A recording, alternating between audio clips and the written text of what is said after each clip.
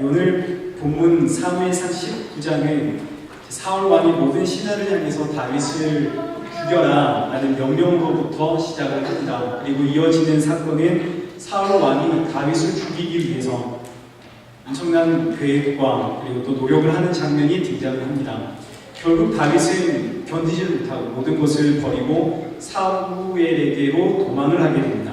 그래서 18절 말씀, 오늘 말씀을 보시면 다윗이 도피하여 라마로 갑니다. 그곳에서 사무엘을 만난 다윗은 함께 나요시라고 하는 곳으로 가게 됩니다. 나요시라고 하는 이 말은 집, 오두막, 처소 이런 뜻입니다. 그래서 19절에 기록된 이 라마 나요시라고 하는 것은 라마에 있는 집, 라마에 있는 오두막 이런 뜻입니다. 다윗이 라마 나요, 라마에 있는 집으로 피신을 하자 이제 어떤 사람이 사울 왕에게 이것을 일렀습니다. 그래서 20절 말씀을 보시면 사울 왕이 다윗을 잡기 위해서 전령을 보내죠.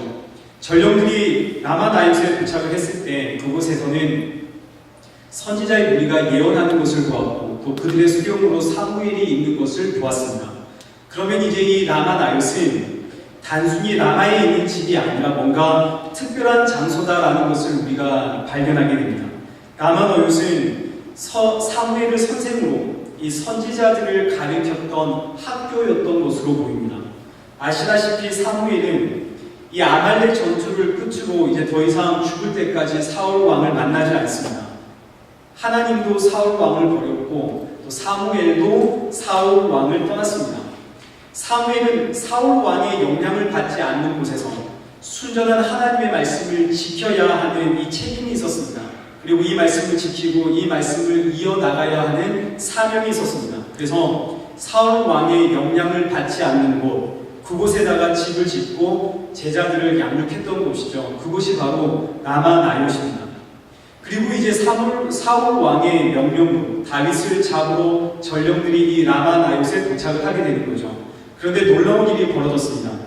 사무엘과 선지자들의 이 무리가 예언하는 것을 본 전령들에게 갑작스럽게 하나님의 영이 그들에게 임했습니다. 그러자 그들이 예언을 하기 시작을 했죠. 이제 21절 말씀을 보시면 어떤 사람이 이 사실을 사울 왕에게 알리자 사울 왕이 또 다른 전령들을 보냅니다. 그런데 그들도 그곳에 도착하자마자 예언을 하기 시작을 하죠. 사울 왕이 세 번째 전령을 또다시 보냅니다. 그들도 라마 나요스에 도착을 하자 예언을 하게 됩니다.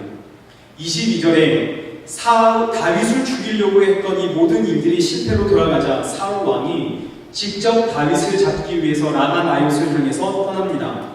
라마에 도착을 했습니다. 큰 우물가 곁에서 사람들에게 묻죠. 사무엘과 다윗이 어디 있느냐?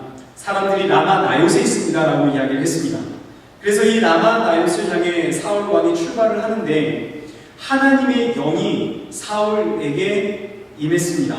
그래서 사울 왕은 라마 나요스를 향해 갈 때까지 예언을 했고 라마 나요스에 도착을 했을 때는 심지어 옷을 벗고 그리고 사무엘 앞에서 벗은 몸으로 누운 채 예언을 하면서 하루 밤낮을 벗은 몸으로 지냈습니다.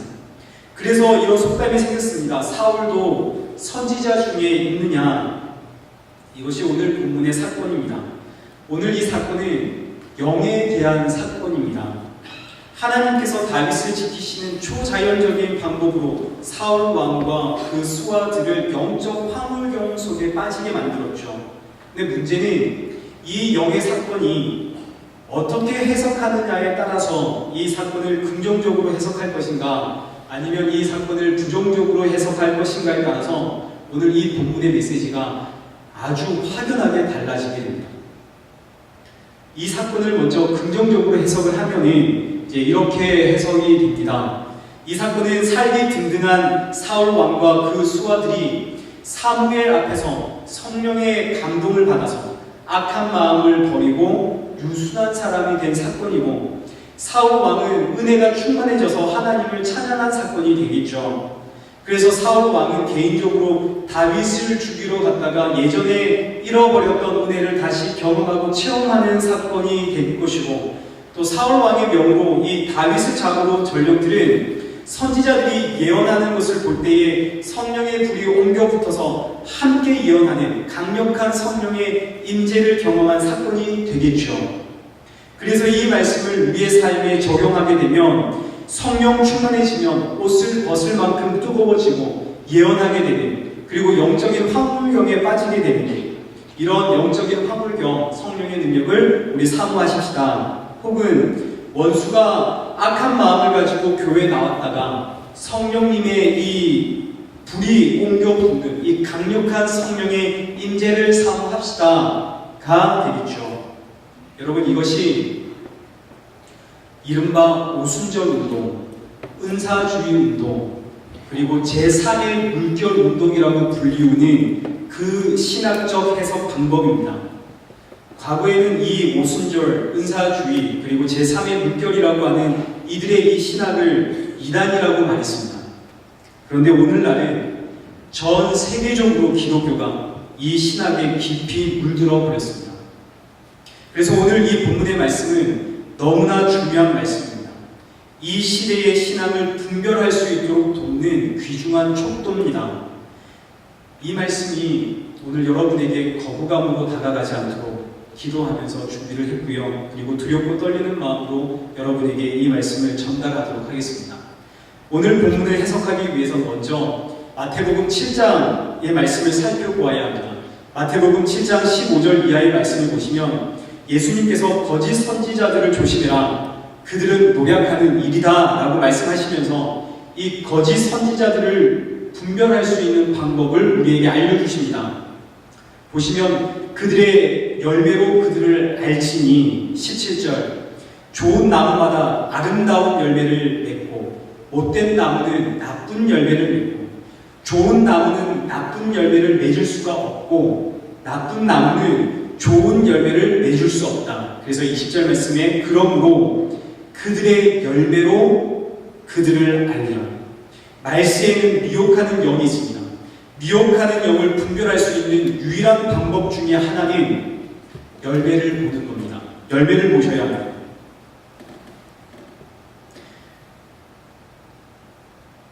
악한 나무는 나쁜 열매를 맺고 이 악한 나무는 절대로 아름다운 열매를 맺을 수가 없습니다. 그러면 좋은 나무, 그리고 좋은 열매는 어떤 열매인가? 그 좋은 나무는 어떤 나무인가? 21절 말씀을 보시면 하늘에 계신 내 아버지의 뜻대로 행하는 자가 좋은 나무랍니다. 다시 말하면 하나님의 말씀이라고 하는 이 반석 위에 세워진 나무가 좋은 나무라는 것이죠.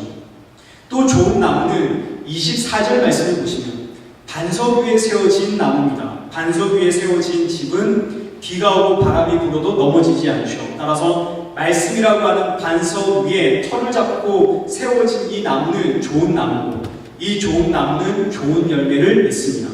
반대로 못된 나무는 21절 말씀을 보시죠. 21절 말씀을 보시면 못된 나무는 주여 주여 하지만 천국에 들어가지 못합니다. 이 못된 나무는 23절에 예수님께서 불법을 행하는 자들아 내게서 떠나가라 내침을 당하게 됩니다. 그럼 이 못된 나무는 어떤 나무인가요? 26절 말씀을 보시면 모래 위에 세워진 나무입니다. 모래 위에다가 뿌리를 내렸기 때문에 이 나무는 못된 나무입니다. 비가 오고 바람이 불면 한순간에 무너지는 모래 위에 세워진 나무. 그래서 이 나무의 열매는 다 나쁜 나무입니다. 나쁜 열매가 됩니다. 이 동일한 말씀이 마태복음 12장 33절 이하에도, 그리고 누가복음 6장 이하에도 계속 반복이 됩니다. 그럼 우리는 이런 결론을 내릴 수가 있겠군요. 오늘날 미혹하는 영이 있습니다. 어떻게 분별해야 할까요? 열매를 보셔야 합니다. 열매로 확인하는 겁니다. 그러면 성경이 말씀하고 계시는 이 좋은 나무에서 열리는 선한 열매, 이 아름다운 열매는 어떤 열매일까요? 오늘 본문의 사울 왕처럼 어떤 영적인 황홀경에 빠지는 체험과 현상, 이것이 하나님께서 말씀하시는 선한 열매일까요? 아니면 갈라디아서 5장 23절에 기록되어 있는 말씀처럼 오직 성령의 열매는 사랑과 희락과 화평과 오래 참음과 자비와 양선과 충성과 온유와 절제니라, 이 열매일까요? 여러분, 어떤 열매가 하나님께서 말씀하시는 선한 열매겠습니까? 성경이 말씀하시는 선한 열매란 그 사람이 경험한 그 영적인 황홀경, 지금 이 사람의 어떤 경건의 표현들과 모습들, 이것들을 의미하는 것이 아닙니다. 성경이 말씀하고 있는 이 선한 열매란 성령의 열매로서 사랑과 희락과 화평과 오래 참음과 자비와 양선과 충성과 온유와 절제, 이것을 의미합니다. 그리고 이것을 예수님께서는 마태복음 5장 16절에 착한 행실이다 라고 표현을 하셨습니다.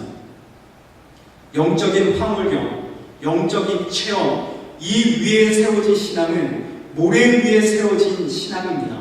이 신앙은 바람이 불면 다 사라집니다. 이 신앙을 강조하는 이들은 거짓 선생입니다. 영적 체험, 영적 황홀경, 이런 종교적인 체험은 기독교 외에 타 종교에도 너무나 많습니다. 무당도 병을 고치고요, 타 종교에도 입신과 방언이 있고요, 영적 체험들이 있습니다. 그러나 이 성령의 열매, 이 착한 행실들은 절대로 흉내낼 수가 없습니다. 사랑과 희락과 화평과 오래 참음과 자비와 양선과 충성과 절제, 이것은 세상이 절대로 흉내낼 수 없고 절대로 세상이 만들어낼 수 없는 열매입니다. 왜냐하면 말씀 위에 세워진 좋은 나무만이 이 아름다운 선한 열매를 맺을 수가 있기 때문입니다. 못된 나무는 절대로 이 열매를 맺을 수가 없습니다. 이것은 성경의 가르침이고 예수님의 가르침입니다. 그렇다면 이제 오늘 우리 본문에서 사울 왕이 경험한 이 영적인 황홀경, 이것은 긍정적이냐 부정적이냐, 이것을 어떻게 우리 판단할 수 있을까요? 열매를 보시면 되겠군요. 그 후에 이 사건 이후에 사울 왕에게 성령의 열매가 맺혔느냐 맺히지 않았느냐로 우리가 분별할 수가 있습니다. 그럼 다시 우리 사울 왕을 한번 보도록 하겠습니다.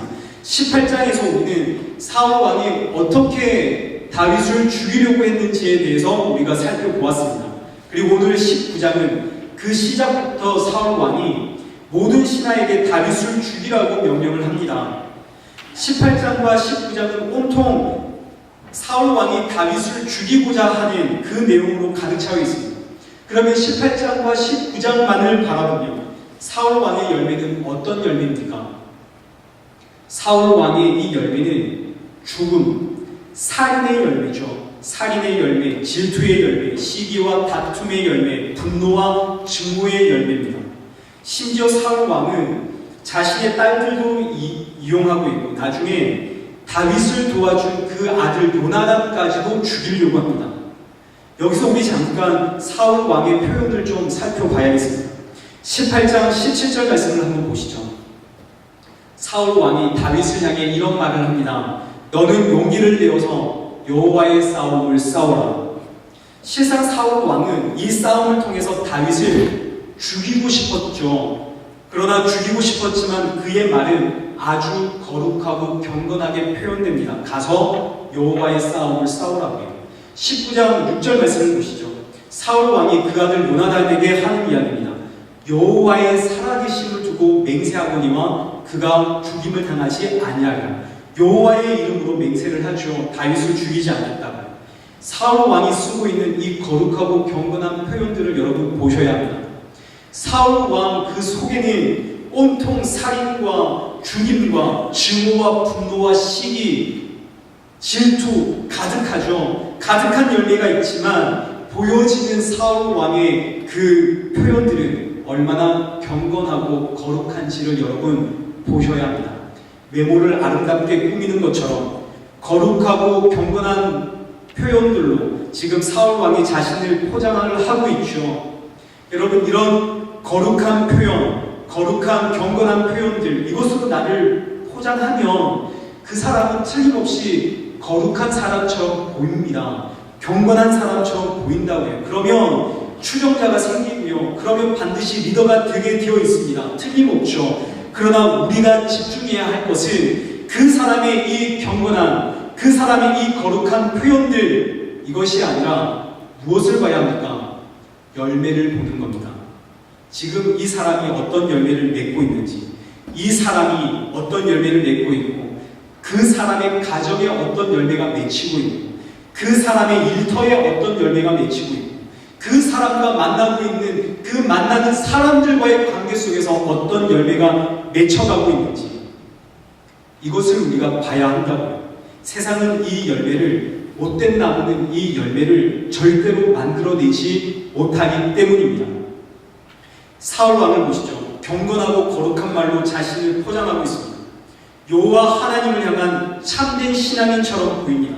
그러나 그의 열매는 살인과 증오와 분노와 시기와 질투, 다툼의 열매입니다. 자녀를 이용하고 죽이려고까지 하는 사울 왕입니다. 이런 사울 왕이 다윗을 죽이기 위해서 라마나요스로 사람을 보내죠. 3번에 거쳐 사람을 보냈지만 다 실패합니다. 왜냐하면 그곳에서 어떤 하나님의 영에 의해서 영적인 황홀경에 빠져버렸기 때문입니다. 그래서 사울 왕은 자신이 다윗을 죽이기 위해서 직접 움직입니다.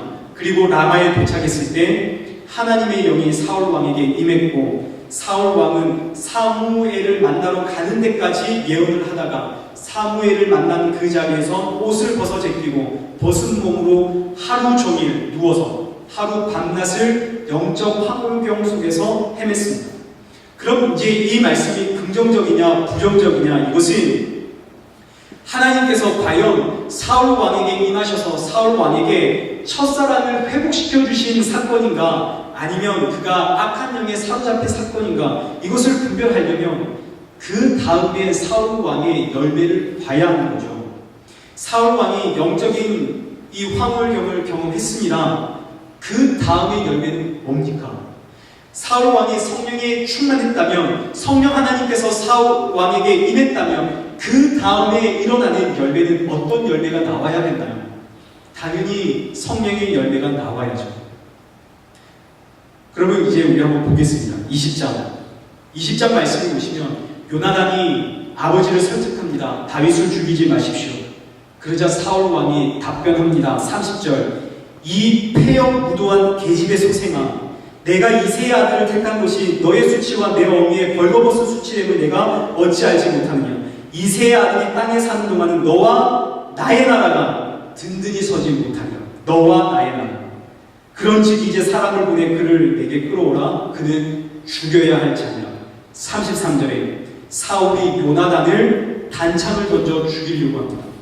보셨습니까? 사울 왕의 열매는 여전히 살인, 분노, 증오, 질투, 미움, 다툼, 시기의 열매입니다.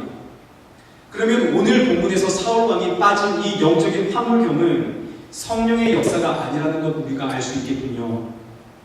이건 성령의 역사가 아닙니다. 오늘 이 사건이 성령의 역사가 아니라는 것을 우리가 알고 다시 본문을 보게 되면, 그럼 이제 이상한 것들이 우리 눈에 띄기 시작합니다. 우리 다시 한번 본문을 보시죠. 20절 말씀입니다. 사울이 다윗을 잡으러 전령을 보냈더니 그들이 선지자 무리가 예언하는 것과 사무엘이 그들의 수명으로 선 것을 볼 때 하나님의 영이 사울의 전령들에게 임하며 그들도 예언을 한지라. 선지자들이 예언을 해주어 그리고 전령들도 예언을 합니다. 21절, 사울이 다른 전령들을 보냈는데 그들도 예언을 했습니다. 23절, 그리고 계속해서 3번째 전령들도 예언을 했고요. 23절에 사울이 라마나요스로 갈 때 예언을 하고 24절에 옷을 벗어가면서 예언을 합니다. 지금 이 본문에서 선지자들의 예언과 전령들, 사울 왕의 예언이 완전히 다릅니다. 전령과 이 사울 왕에게 쓰인 이 예언이라고 하는 단어는 18장 10절에 기록된 악령이 사울에게 힘있게 임하며 그가 집안에서 정신없이 떠들어대므로, 이때 정신없이 떠들어대다, 이 단어가 지금 여기 쓰여있는 예언이라고 하는 단어입니다. 똑같은 단어입니다. 전령들과 사울 왕이 예언했다, 이것은 예언이 아니라 정신없이 떠들어대다라는 뜻입니다. 그러면 선지자들이 예언하다라는 이 단어는 무슨 뜻일까요? 이 단어는 읽고 풀다라는 뜻입니다. 선지자들이 예언하다라는 이 단어는 읽고 푸는 단어, 읽고 푼다라는 뜻입니다. 모세오경을 읽고 그 의미를 풀어내는 것, 이것을 예언이라고 표현합니다. 성경에 기록되어 있는 예언과 오늘 우리가 생각하는 예언은 다릅니다. 성경의 예언은 읽고 푸는 겁니다. 그래서 이스라엘 백성들은 오늘 이 성경, 우리 사무엘상을 읽죠. 이 사무엘상을 역사서라고 말하지 않습니다. 분명히 이것은 다윗의 전기고 그리고 이스라엘의 역사에 대한 이야기인데 유대인들은 이것을 역사서라고 말하지 않습니다. 예언서라고 이야기합니다. 그래서 사무엘 상하 예언서입니다. 역대기, 역대상하도 역시 이스라엘의 역사서가 아니라 예언서라고 유대인들은 이야기를 합니다. 이건 예언서입니다. 왜냐하면 읽고 풀기 때문입니다. 하나님의 말씀을 깨달아서 읽고 깨달아서 전달하기에 이것은 예언서가 됩니다. 사무엘과 선지자들의 예언은 읽고 푸는 것이죠. 전령들과 사울 왕의 예언은 정신없이 떠들어대는 예언을 의미합니다. 이제 다시 20절 말씀을 보시죠. 20절 말씀을 보시면 전령들이 예언을 할 때 하나님의 영이 임하죠. 23절에도 하나님의 영이 사울에게 임해서 사울이 예언을 합니다. 사무엘 상에는 여러분 항상 그런 것은 아닙니다. 여호와의 영과 하나님의 영은 완전하게 구분을 시켜놓고 있습니다. 그래서 항상 그런 것은 아닙니다. 그러나 여호와의 영, 이것은 우리가 믿는 삼위일체 하나님의 영을 의미합니다. 그러나 하나님의 영은 그냥 단순한 신의 영, 사탄의 영, 혹은 악령, 혹은 귀신을 의미합니다. 그래서 사무엘상을 쭉 보시면 다윗과 사무엘에게는 항상 여호와 하나님 혹은 여호와의 영이 임하고, 사울 왕을 보시면 항상 하나님의 영이 임한다라는 것을 우리가 발견하게 됩니다. 이제 마지막으로 성령님. 여러분, 성령님은 질서의 영입니다. 성령에 취하면 이성을 상실하고 소리를 지르고 뒹굴뒹굴 부르고 옷을 벗고 영적 황홀경에 빠져서 무기력하게 누워있고 희죽희죽 웃고 울고 하는 것이 절대로 아닙니다. 사울 왕을 보시죠. 영에 취해서 옷을 벗고 사무엘 앞에서 예언하면서 벗은 몸으로 반낮 무기력하게 누웠습니다. 여러분, 하루 종일 벗은 몸으로 무기력하게 누워 중얼거리는 것은 절대로 성령님의 역사가 아닙니다. 성령님은 질서의 영입니다. 성령님은 죄와 의를 책망하고 판단하는 영이시기에 벗은 몸의 수치를 알게 하고 일어나서 단장하게 하는 영이 성령의 영입니다. 성령님은 일하시게 하는 영이기 때문에 사람을 무기력하게 누워있게 만드는 영이 아니라 누워있는 사람을 벌떡 일어나 힘차게 일하게 하시는 영입니다. 성령님은 하나님의 말씀을 선포하는 영이기 때문에 알 수 없는 소리를 중얼중얼거리게 하는 영이 아니라 담대히 큰 소리로 복음을 선포하게 하는 영이 성령이십니다. 그럼 이제 이 사건을 우리 정리해 보겠습니다. 이 사건은 오직 열매를 추적해야만 깨달을 수 있는 사건입니다. 사울 왕의 열매를 추적해 보았더니 그의 열매는 여전히 악한 열매입니다. 그리고 성경의 말씀을 그래서 다시 돌아와서 살펴보았더니 사울 왕은 여호와 하나님의 영이 아니라 악령에 취한 것을 알게 되었습니다. 속담에 사울도 선지자 중에 있느냐, 이 속담의 본 의미는 사울은 선지자가 아니다, 사울 그는 제정신이 아니다라는 뜻입니다. 그래서 라마라윳은 어떤 영적인 황홀금과 같은 이 성령님의 강력한 영적 임재, 능력이 나타나는 이런 거룩하고 구별된 장소가 아니라 이 라마라윳은 사무엘과 선지자들이 말씀을 읽고 푸는, 그래서 하나님을 찬양하고 예배하는 장소라는 것을 우리가 알 수 있습니다. 그리고 말씀을 읽고 풀며 하나님을 찬양하는 것, 이것이야말로 거룩하고 구별된 행위이고 이것이야말로 강력한 성령님의 영적 임재다라는 것을 우리가 발견할 수 있습니다. 그러면 라마나옅에서 다윗을 잡으러 왔던 이들이 영에 충만해서 영적 임재에 빠진 것, 대체 이것은 무엇입니까? 이것은 성령의 능력이 아니라 악령이라는 것을 우리가 발견하게 됩니다. 여러분, 기억하셔야 합니다. 사무엘상 13절 이하의 말씀을 13장 이하의 말씀을 쭉 보시면 하나님은 사울 왕을 버렸습니다. 하나님은 이미 사무엘상 13장에 이미 사울 왕을 버리고 떠났다고 하십니다. 그리고 사무엘상 15절에 아말렉과 전투 이후로 하나님은 다시는 사울 왕에게 나타나지 않으십니다. 사무엘에게도 사울 왕에게 가지 말라고, 그래서 사무엘조차도 죽을 때까지 사울 왕을 만나지 않습니다. 그리고 성경은 16장에서 사울 왕에게 임한 영은 하나님의 영이 사울 왕에게 떠났기 때문에 그 이후로 사울 왕에게 임한 영은 악령이라고 분명하게 성경은 기록하고 있습니다. 그런데 이 열매는 찾아보지 않고 지금 내 눈에 보이는 현상에 집중하면 여러분 어떻게 될까요? 오늘 말씀이 완전히 달라지는 겁니다. 여러분 상상해 보시죠. 사울 왕은 거룩하고 경건한 표현으로 자신을 포장하는 사람입니다. 사울 왕은 아주 경건하고 거룩한 사람처럼 보이는 거죠. 가서 여호와의 전쟁을 해라. 내가 여호와의 이름으로 너에게 말한다. 거룩한 사람처럼 보이죠. 심지어 그가 선지자 학교에 갔더니 선지자 학교에서 어떤 영의 황홀경에 사로잡혀서 하루 종일 예언을 했답니다. 그러면 여러분 어떤 소문이 퍼지겠습니까? 사람들은 그의 열매가 보이지 않는 그의 열매가 무엇인지에 관심 없죠. 눈에 보이는 현상을 보고 현상에 현혹될 뿐입니다. 그러면 여러분 사람들이 이 사울 왕을 옹호하지 않겠습니까? 과연 하나님이 사울 왕을 사랑하시고 그를 쓰시니까 그를 사용하시니까 하나님께서 사울 왕과 함께하니까 저런 현상이 일어난 것 아니겠냐고 말하지 않겠습니까? 과연 우리의 왕이구나 하지 않겠습니까? 하나님께서 사울 왕을 너무나 사랑하셔서 회복시켜 주시려고 또 성령의 은혜를 저렇게 부어주시는구나 말하지 않겠습니까? 성경은 분명히 하나님이 사울 왕을 버렸다고 내가 그를 떠났다고 말하는데 그런데 우리는 말하는 겁니다. 그리고 해석하는 겁니다. 아니 어떻게 하나님이 떠났는데 이런 현상이 일어나느냐고요. 사울 왕을 두둔하고 옹호하는 것이죠. 하나님께서는 끊임없이 내가 그를 버렸다고 내가 그를 떠났다고 열매를 보라고 몇 번에 걸쳐서 말씀하시지만 이 하나님의 말씀은 듣지도 인정하지도 않습니다. 하나님이 뭐라 하든 나는 내 눈에 보이는 현상 보겠다는 겁니다. 여러분 이것이 오늘날 교회를 위기로 몰아가고 있는 은사주의 운동, 오순절 운동, 제3의 물결이라고 불리는 운동의 핵심입니다. 다 필요 없고 내 눈에 보이는 현상 가지고 말하자는 것이죠. 말씀 필요 없고 눈에 다 보이는 이 현상 보고 말하라는 겁니다. 이것이야말로 성령의 열매 아니겠냐고. 어떤 분을 통해서 치유와 신유의 역사가 일어나고 방언의 역사가 일어나고 영적 환호경에 같은 그런 성령의 무슨 어떤 영적인 능력이 일어나고 교회가 폭발적으로 성장하고 그런데 삶의 열매는 엉망이고 어떻게 해석해야 할까요? 현상을 보는 사람들은 아주 강력한 설득력을 가집니다.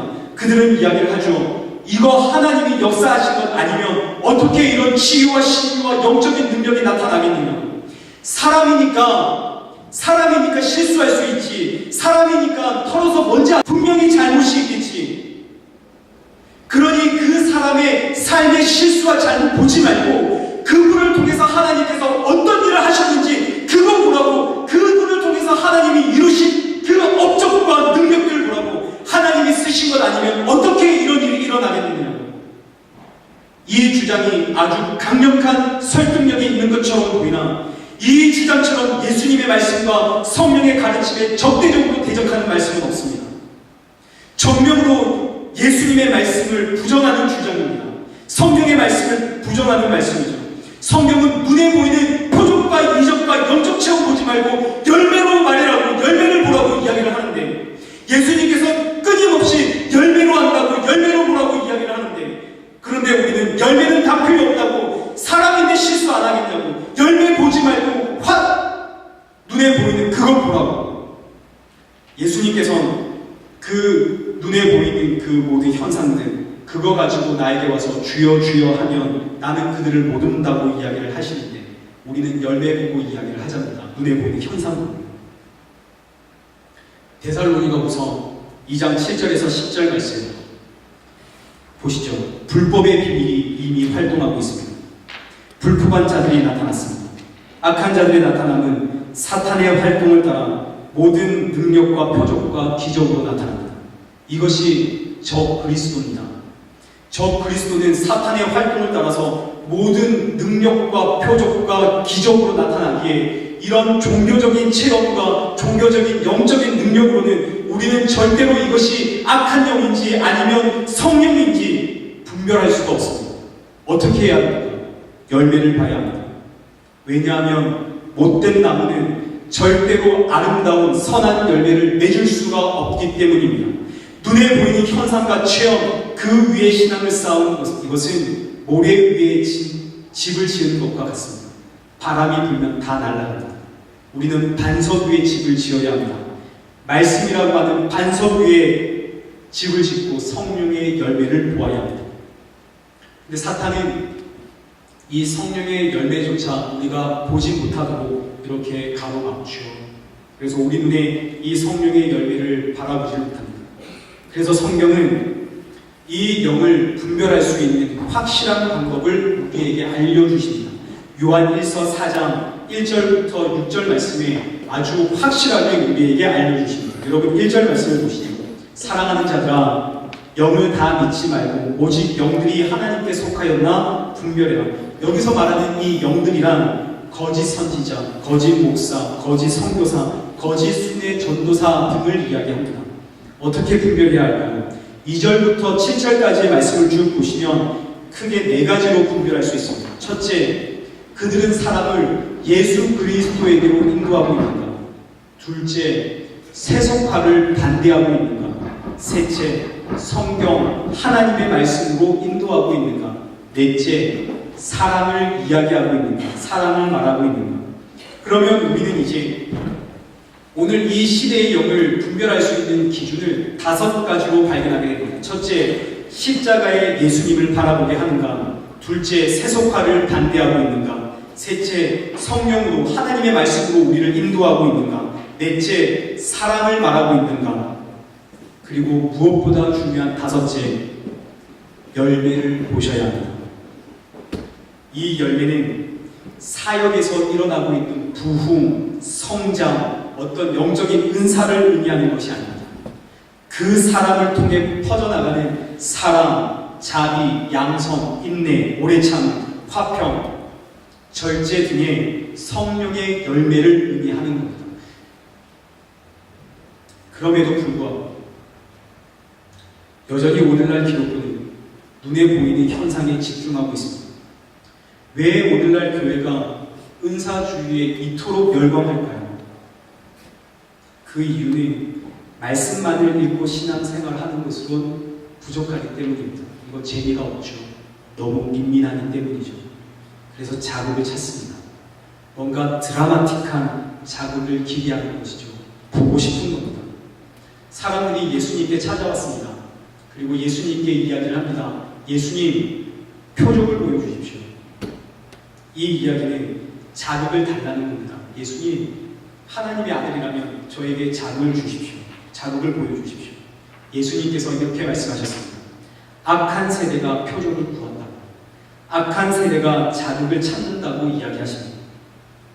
그러나 예수님이 이 악한 세대를 위해서 표적을 안 주신 게 아니죠. 하나님, 예수님께서는 이 악한 세대를 향해서 악한 세대가 표적을 구하고 악한 세대가 자극을 찾는데 그렇게 이야기하시면서 예수님께서 이 세대를 위해 표적을 주셨습니다. 자극을 주셨죠.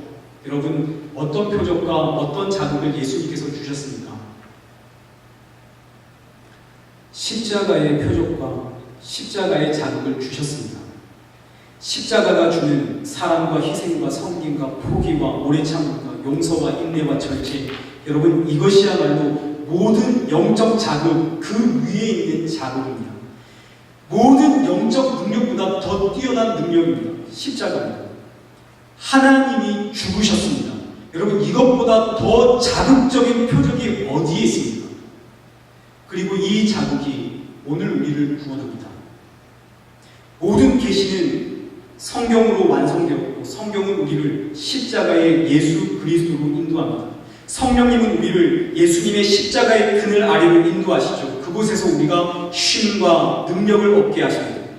이 시대에 일어나는 수많은 표적과 기사들, 각종 은사들, 신유와 치유의 역사들 틀림없이 일어나고 있습니다.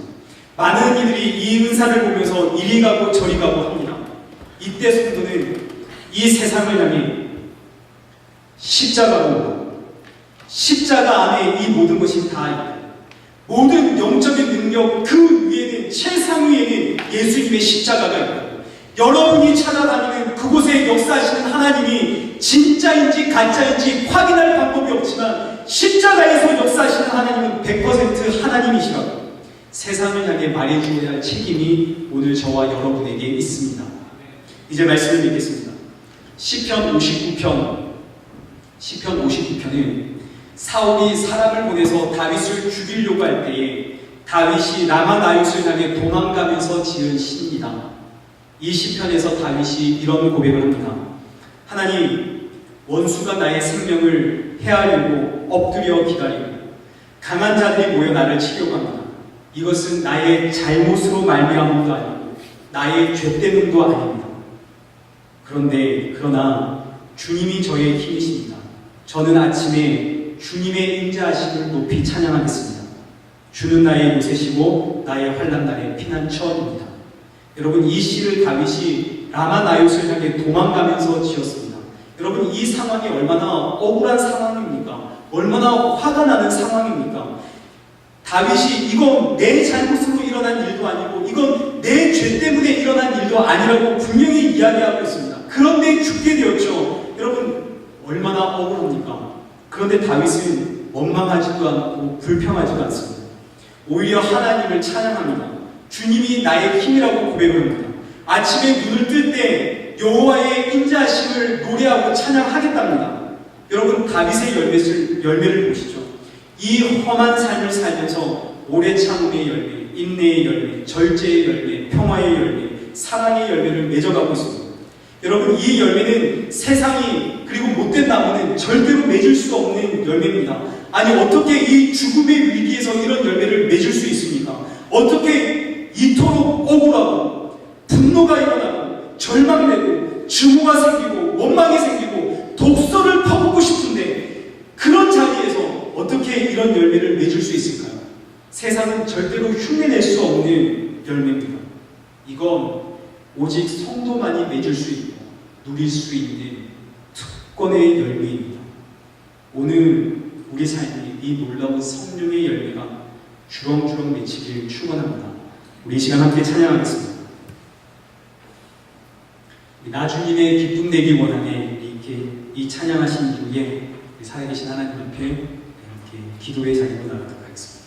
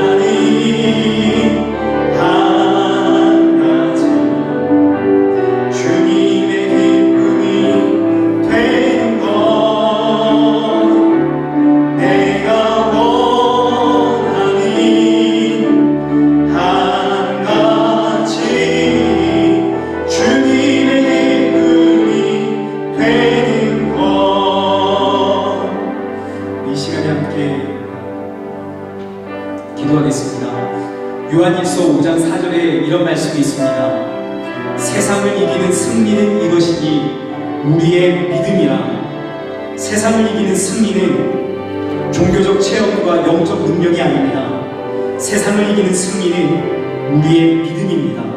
십자가의 예수님으로 구원받았다는 이 믿음으로 우리는 세상을 이깁니다.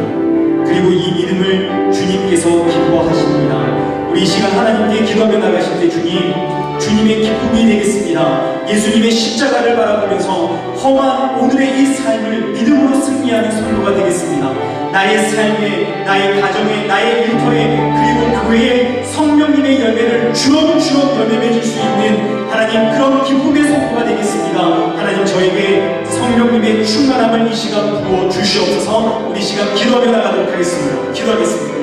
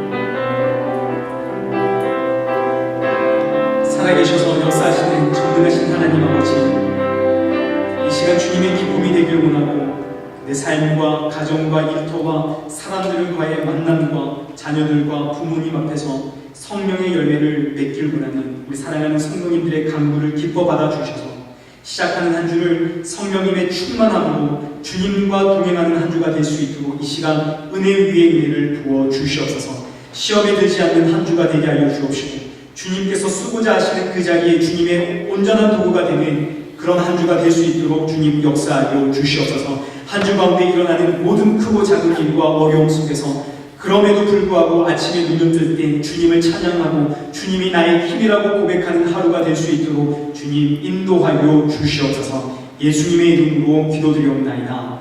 아멘.